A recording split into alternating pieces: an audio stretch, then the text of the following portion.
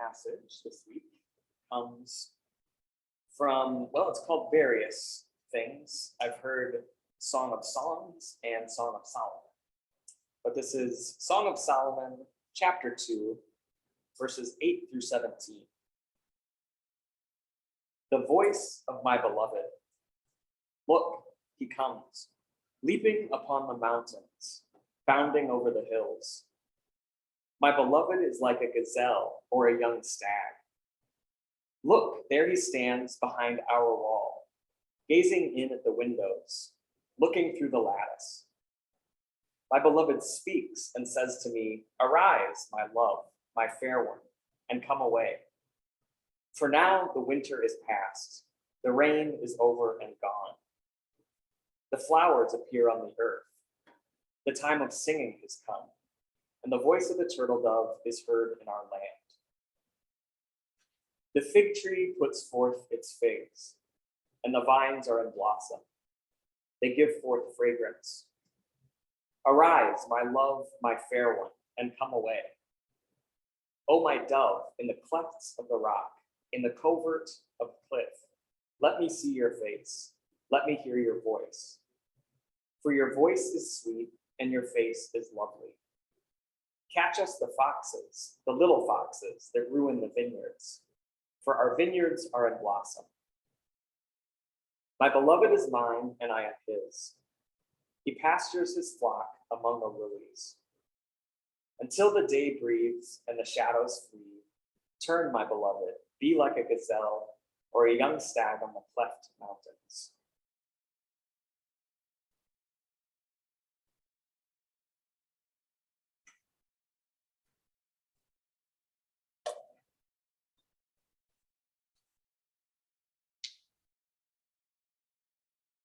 So I want to start with a quick poll here. How many people here today would say they're pretty familiar with the reading for this evening? Yeah, it's not exactly the prodigal son or the Good Samaritan, is it? All right, how about this? How many people have read from Song of Songs in the past year?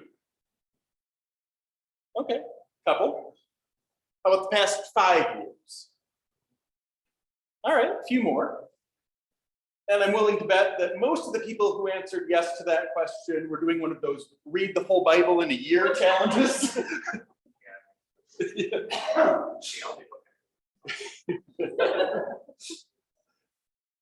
All right, well, let's flip this around here. How many people here were surprised that there was a book called Song of Songs in the Bible? No one, okay.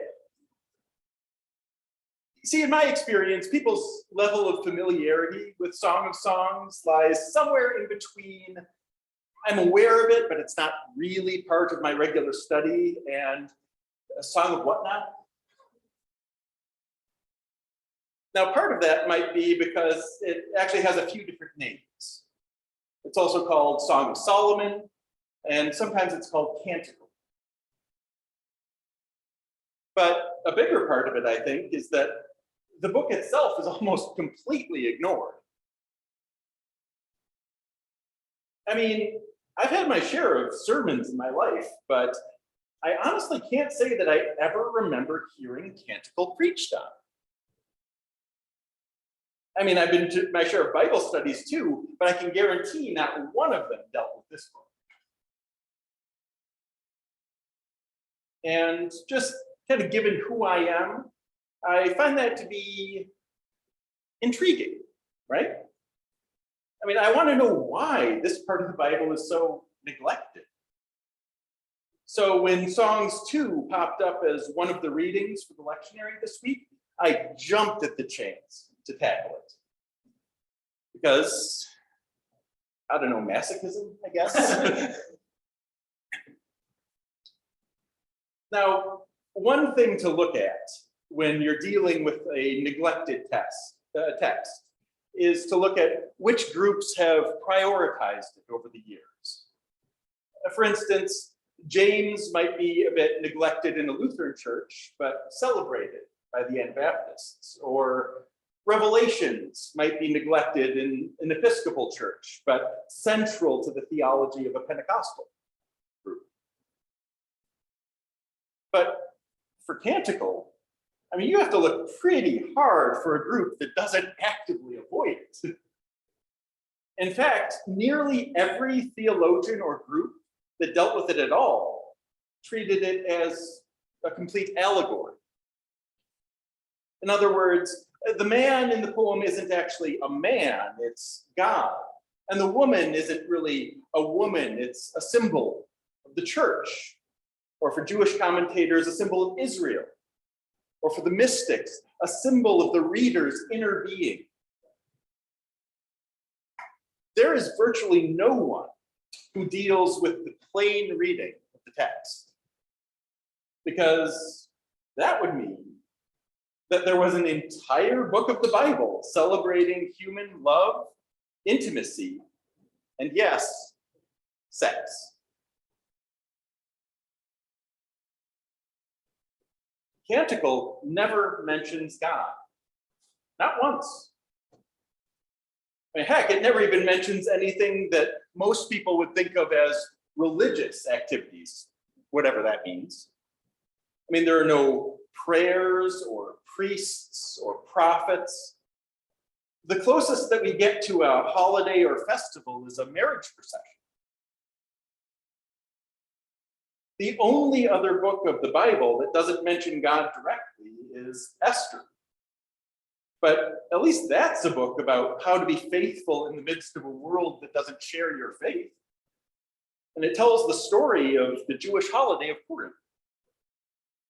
But a book about sex, desire, lust?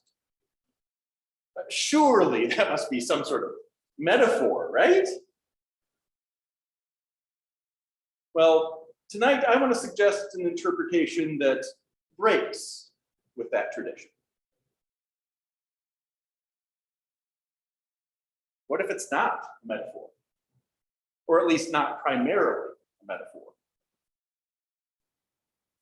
What if out of 66 books designed to teach people about how to live in proper relationship with God and one another, one of those books actually was about romance?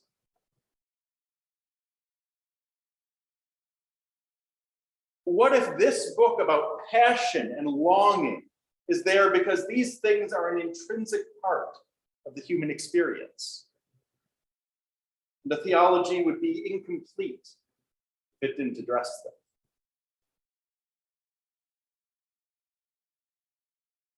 So tonight, I'd like to give just a brief overview of the Song of Solomon. The song is a series of poems between lovers, interspersed with some short narrative sections. It tells the story of a man and a woman from very different racial and class backgrounds who fall in love.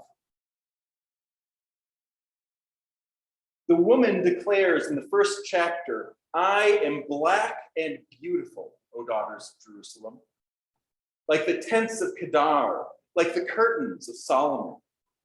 Do not look down on me because I am dark, because the sun has gazed on me. My mother's sons were angry with me. They made me a keeper of vineyards, but my own vineyard I have not kept."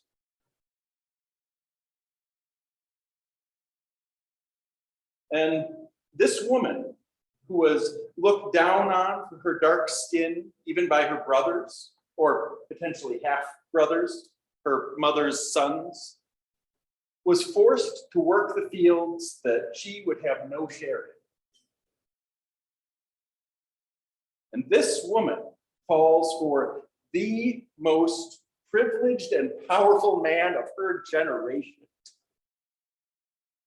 King Solomon, the king under whom Israel reached its largest and most prosperous state in history.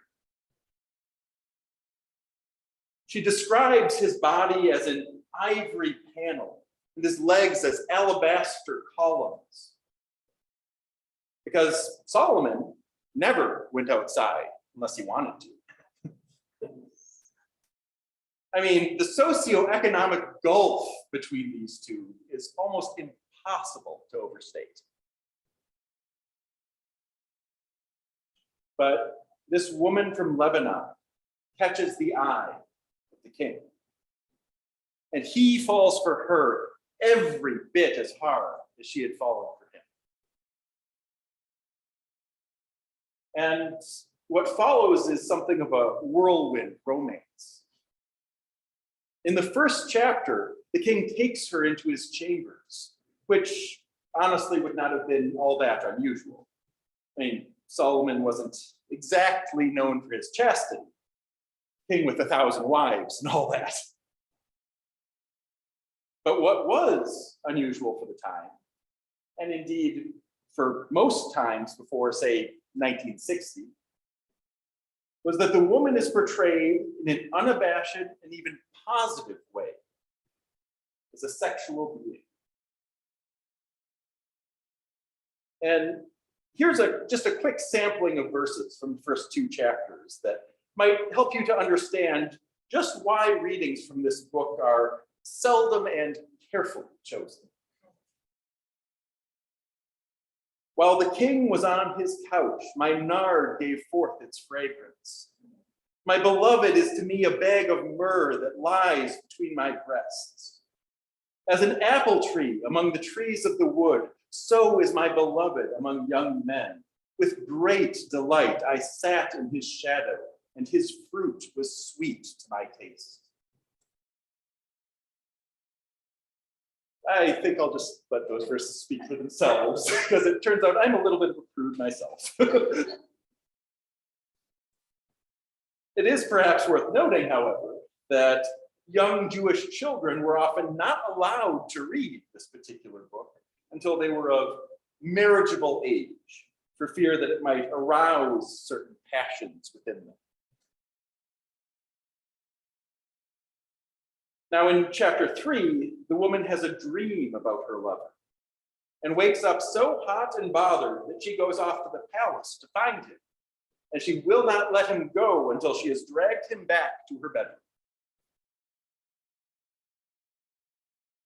She's rather fortunate that when the guards find her wandering around the palace, the king is close by, and you'll see why soon enough.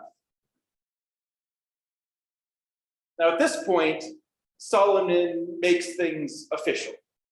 He arranges a wedding procession, and he extols the woman's beauty and virtue to anyone who will listen. And in chapter 5, things take a momentarily dark turn. The woman has another dream and goes to seek out her king. But this time, when the guards find her trying to get into the palace in the middle of the night, the king isn't nearby. The guards seize her, beat her, and interrogate her, seemingly on the eve of her wedding. It seems that even then it was bad news for a dark-skinned girl to be caught in an upper-class neighborhood by the city guard.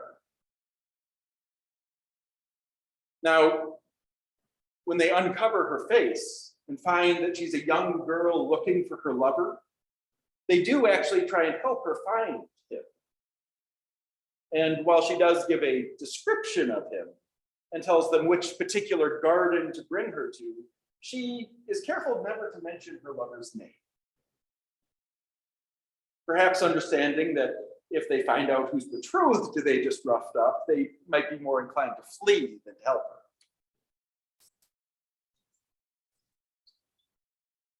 And then after 2 more chapters of occasionally erotic extolling of one another, the couple finally weds in chapter 8.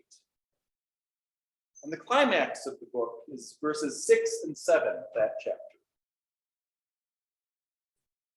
Set me as a seal upon your heart, as a seal upon your arm, for love is as strong as death, passion fierce as the grave. Its flashes are flashes of fire, a raging flame. Many waters cannot quench love. neither can floods drown it.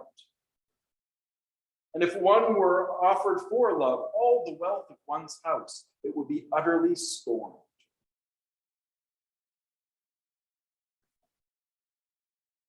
And that's pretty much it. Just 8 short chapters about love, longing, sex, and marriage. Between 2 people who, for a variety of reasons, ranging from race to class to their marital status, would have been told at various points in history that they shouldn't be together. Yet the text never questions their love, never questions that they belong with each other, never does anything but celebrate their intimacy and devotion. Now, having given this very brief summary, I'd like to leave you with a challenge this week. Read it. I mean, it's not that long. You should be able to breeze through it in about 10 or 15 minutes. So sometime this week, just sit down and read through this neglected corner of Scripture. And ask yourself, does this resonate with you? With your human experience? And if so, what is God saying to you through it?